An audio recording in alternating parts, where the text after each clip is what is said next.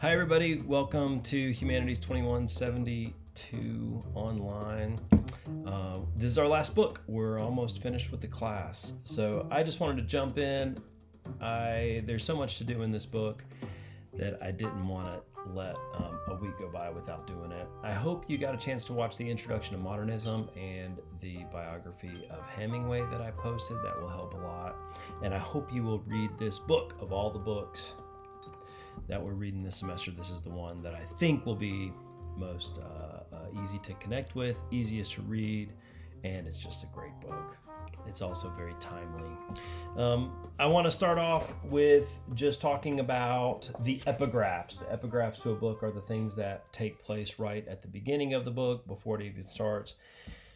Hemingway here has got two sources. I love this so much. The Bible and Gertrude Stein. So he's got the ancient and like the most modern you could have. You remember in that modernism intro, you had that picture of Gertrude Stein with her partner, Alice B. Toklas, and they're in that room that has all of the modernist art. Gertrude Stein's quote here is, "You are all a lost generation." This quote comes from what was going on in the 1920s in Paris. Gertrude Stein and her brother moved there, and they moved there in the teens, and then World War I happens. After World War I in the 20s, all the artists that we know of now as modernist artists move to Paris in the 20s. Picasso is there. Henri Matisse is there. James Joyce is there for a time. Ernest Hemingway is there for a time. The Fitzgeralds are there for a time. T.S. Eliot is there for a time. The only person who's not in Paris that's a big name is Virginia Woolf, and I'm sure she visited Paris too, but she was in Bloomsbury in London. All this to say that what Gertrude Stein here means by "you are all a lost generation" is that most of these people were Americans or Spaniards or some other nationality, and they were in a kind of self-imposed exile, an expatriate community in Paris. That is, they are displaced from home. And this is a book about a bunch of people displaced from home. It's a bunch of Americans and a Scot and Lady Brett, who's British, and they're all not at home. So these people are displaced. The reason for this, you cannot overstate this, is World War I. In the aftermath of this war, which kills hundreds of thousands of people, which politically doesn't solve anything. There's not like a winner and a loser exactly. There is an armistice, so a ceasefire, and then the Germans, of course, are given the responsibility for the war in the Treaty of Versailles. They're kind of blamed for the war, but there's not a surrender the same way there is at the end of World War II. There's also not a villain in the same way there is in World War II. The Nazis are a pretty great villain. It feels good to defeat the Nazis. But at the end of World War I, unlike World War II, nobody's really defeated, nobody's crushed. And so what happens is you stop fighting, and then life kind of carries on without having solved any of the issues really that were underlying World War I, which is why in 15 years, Hitler is on the rise in Germany, or even less than 15 years. Hitler is on the rise in Germany, and we're about to have a world war all over again. All that to say that this is a group of people who are suffering from the trauma of World War I. What does that have to do with us? Well, we are not right now suffering in the aftermath of a worldwide pandemic. We're in the middle of it. We're in the middle of a crisis, but we don't know what it will be like to be on the other side of the crisis. And these are people who are right on the other side, but they're still carrying the wounds from the crisis. Okay. Let's read the second epigraph. "One generation passeth away, and another generation cometh. But the earth abideth forever. The sun also ariseth, and the sun goeth down, and hasteth to the place where he arose. The wind goeth toward the south, and turneth about unto the north. It whirleth about continually, and the wind returneth again according to its circuits. All the rivers run into the sea, yet the sea is not full. Unto the place from whence the rivers come, thither they return again. The idea here is that it is a new generation's time. The old generation that caused something like World War I has passed away. And there's a new group of people who are going to be the artists, who are going to be the voices, who are going to be the spokespeople for this new generation. These are the modernists. And right in this book, I want to say 25, but it might be 26. It's 26. Hemingway is also already aware of this, right? He's already aware that he is a part of a new generation of artists and writers and people who will be speaking for the culture going forward into the future. So those two things are very important. This is Hemingway's first novel. It is short. It's very compact. This is a great time to talk about the iceberg theory. You'll be hearing more about this, but you should just have this as an idea. The iceberg theory is that what Hemingway would do is he would go to the cafe, drink his espresso or whatever. He'd write these long paragraphs, and then or maybe several pages, and then he would just start cutting, cut, until at the end he had a really solid paragraph. Sometimes he would cut plot points out. He would cut lots of description out. He would cut, events that happen in the book out. But the aftermath of those events, the results of those events would still be in the novel. What does that mean? It means that there's an iceberg. There's a little bit at the top. There's a bunch underneath, okay? If that's the surface. A little at the top, a bunch underneath. What's underneath is not different than what's on the top. It's not some hidden meaning. It's that he's going to point to events that we don't hear all the way about, and that happens over and over in this book. So Hemingway's style is called the iceberg theory, and it's just that he's giving us a third of the novel. 2/3 of the novel are beneath the surface, and so we're filling those in ourselves. And I'll give you a good example of that here in just a second.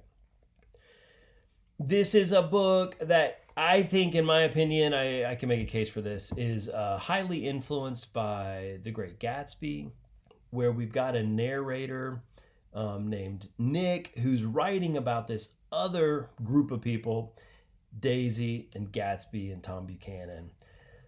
But really, throughout that book, we see that Nick is at the center of it. Here we've got Jake, who's going to be at the center of this book, but he's writing about all these other people. He starts with Robert Cohn. So great.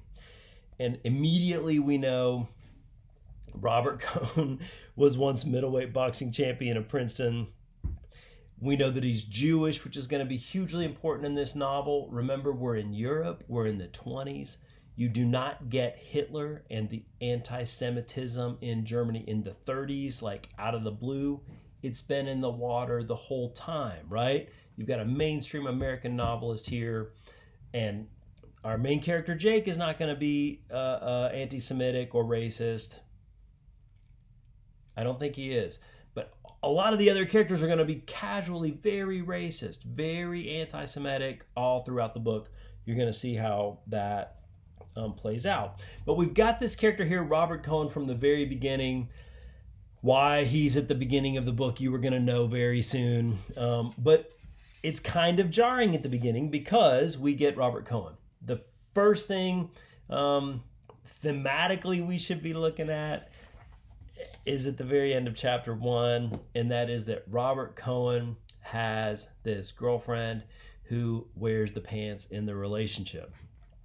And what you are going to see in this book is that the roles of men and women in the aftermath of World War I have very much been reversed, okay?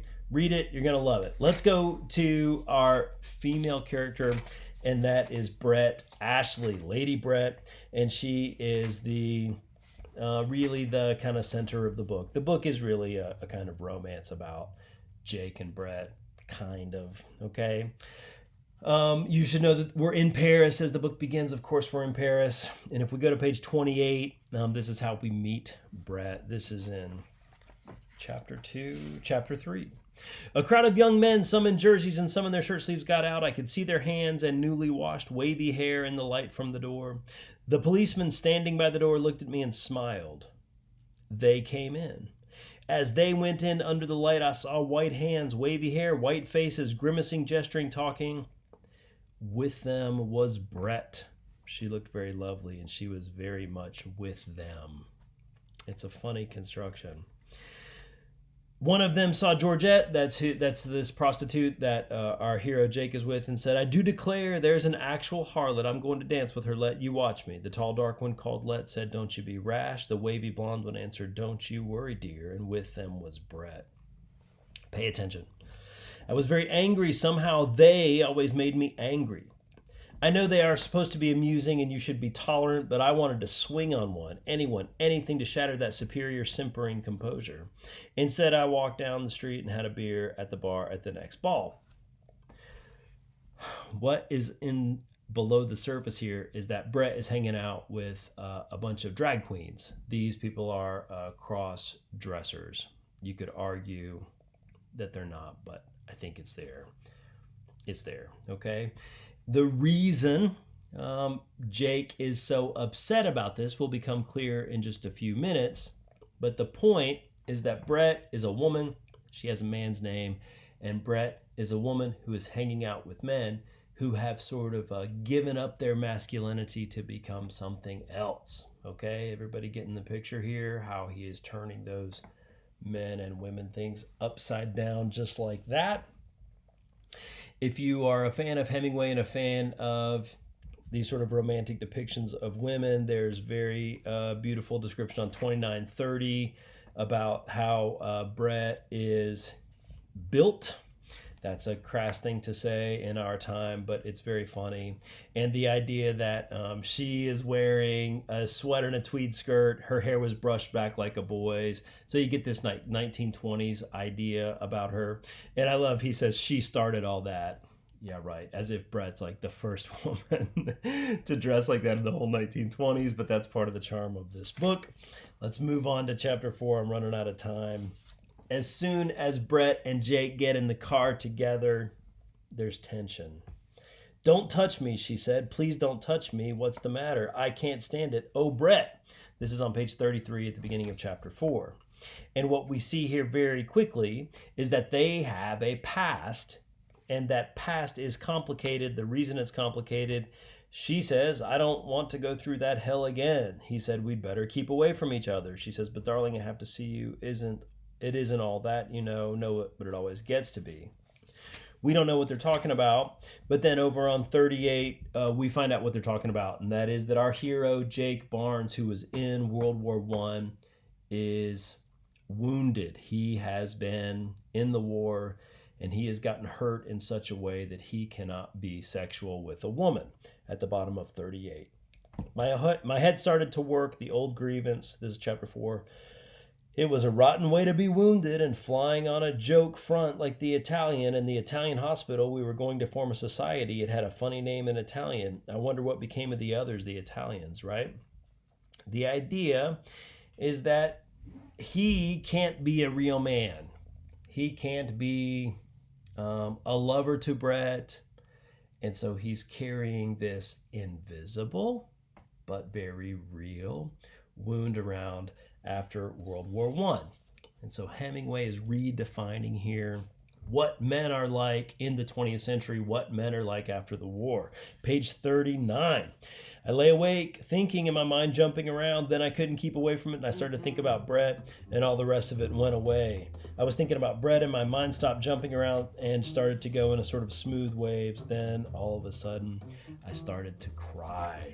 And if we go to the very end of this chapter, we get this beautiful sentence. This was Brett I had felt like crying about. Then I thought of her walking up the street and stepping into the car as I had last seen her. And of course, in a little while, I felt like hell again. It's awfully easy to be hard-boiled about everything in the daytime, but at night, it is another thing. So we've got this picture of the man who was in World War I. Outside, he's drinking, cussing, fighting kind of guy. Inside, he's all torn up. We'll pick it up again next time. Happy Easter. See you soon. Bye.